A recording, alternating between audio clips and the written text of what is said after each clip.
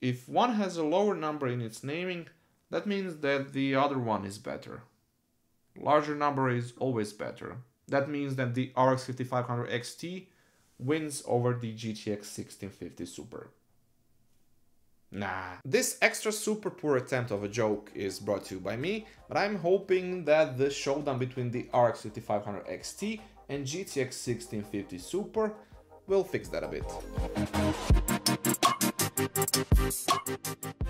Hi guys, Matthew here and welcome back again to my channel. As these two series are pretty close to each other price-wise, I can see them becoming a usual dilemma among users who are in search for a budget gaming graphics card, which is why I decided to check out how they fare against each other and which one should you go for when you draw the line. If you're interested in these two particular models, you can find my reviews of them on the channel. There will be links in the right top corner of this video. This in particular is the 4GB version of the RX 5500 XT series, as it didn't make sense for me to include the 8GB model in this video, since at this moment it's far more expensive compared to the GTX 1650 Super.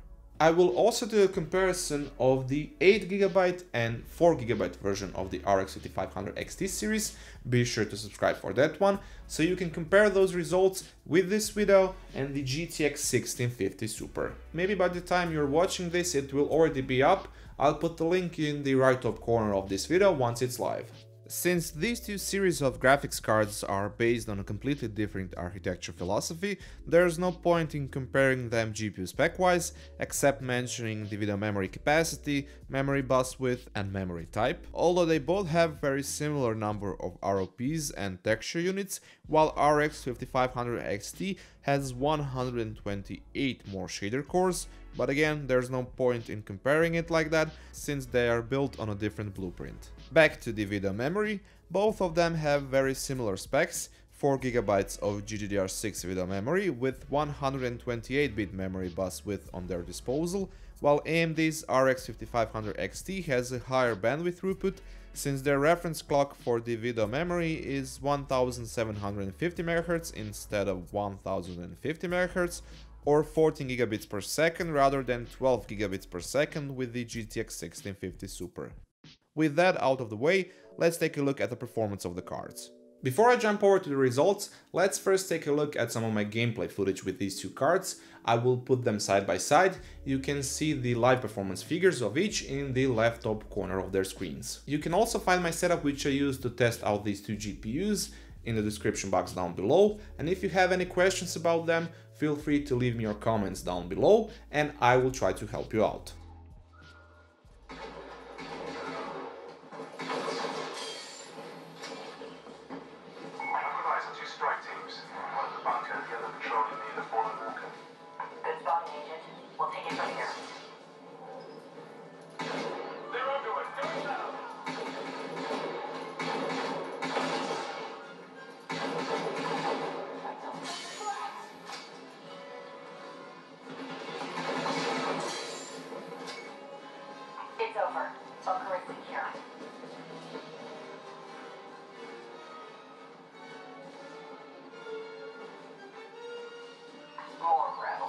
Wait for my signal.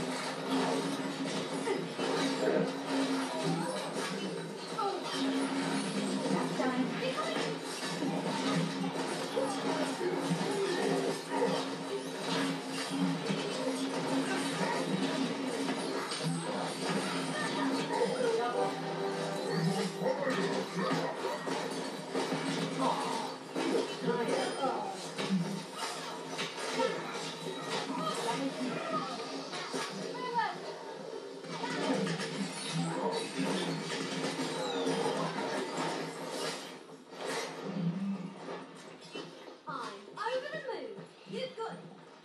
My ultimate is almost ready. Peace be upon you. I'm over the moon.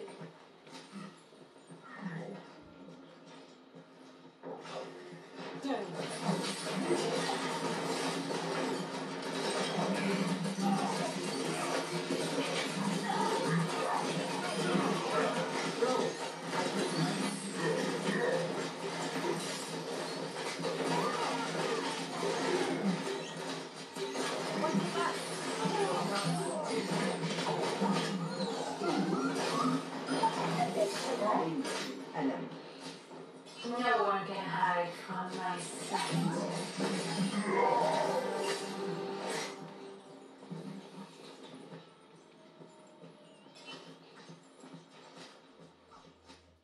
Coming down to the benchmarking figures, in synthetic benchmarks the RX 5500 XT 4GB model takes a pretty convincing win over the GTX 1650 Super, but once we cross over to games, we have a pretty different situation.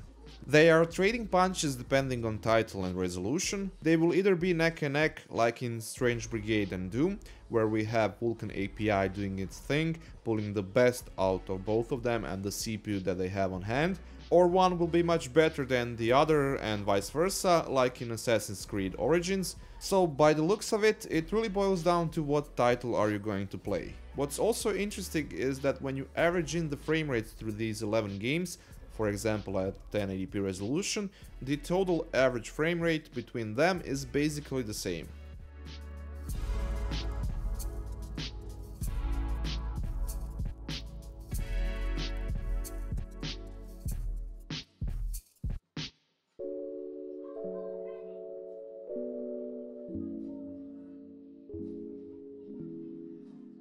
In terms of their efficiency, in-game they have very similar power draw figures, at least according to the GPU-Z power consumption readout, while the RX 5500 XT, or the Navi architecture in general, handles Firmax GPU stress test a bit worse, as it shows almost 20 watts more compared to the GTX 1650 Super, which obviously copes with this specific power hogging software like it better, so I will stick with the in-game readout as it's a more realistic scenario. Plus, depending on how efficient is your power supply, the power consumption from the wall can vary, which then is not the actual representation of the GPU's power need.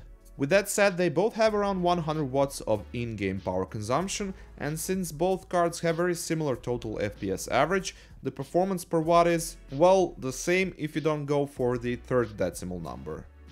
On the other hand, since the official MSRP launch price for the GTX 1650 Super is $10 lower than the one for RX 5500 XT 4GB model, the value proposition of it is a bit better, but honestly, this information wouldn't make me any smarter in deciding which one should I go for, cause bottom line, it's a close call. The RX 5500 XT series should overall be cheaper considering that it brings in very similar performance compared to its older RX 580 series, more so with the RX 590 series, which can be found for ridiculously low price, new and especially used, and this would definitely help in fighting off the GTX 1650 Super, making it a more obvious decision, but this way it's a bit harder to get to a final conclusion. AMD does have a better track record in terms of pulling the most out of their models long-term wise when it comes to driver updates, but other than that, in this particular case, I would say that it all comes down to personal preferences, especially if you're leaning towards titles which one or the other handle better.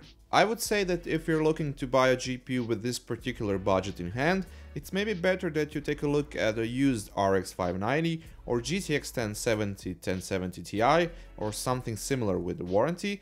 I think that will be your best bet price to performance wise.